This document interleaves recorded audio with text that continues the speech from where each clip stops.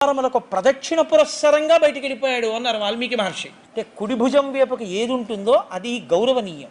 ప్రదక్షిణంలో మీరు గుండ్రంగా తిరిగినా మీ కుడి చేతి వైపుకే దేవాలయం గోడ ఉంటుంది, అంటే అది పవిత్రమో అని గుర్తు, గౌరవనీయమో అని గుర్తు. అందుకు ప్రదక్షిణం చేస్తారు కుడి చేతి వైపుకి ఈశ్వరాలయాన్ని నుంచి.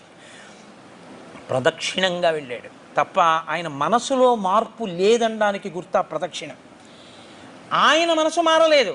లక్ష్మణుడు ఎక్కడ లేని కోపాన్ని పొంది ఆయన అన్నాడు, అన్నయ్య ఏమిటనయ్య చేతకాని వాళ్ళ వచ్చేస్తావు, గురోరప్యవలిప్తస్య కార్యాకార్యమజానత ఉత్పథం ప్రతిపన్నస్య కార్యం భవతి శాసనం.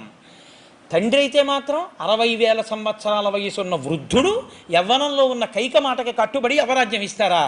ఈయన సొమ్మ ఇచ్చేయడానికి? పెద్ద కొడుకువి నీకు ఇవ్వాలి, నీ ఎంత అధర్మం ఉందా? ఎందుకు ఇవ్వడు? అన్నయ్య నువ్వు శాసించు, దశరథుడితో సహా సైన్యాన్నంతటినీ తెగటార్చి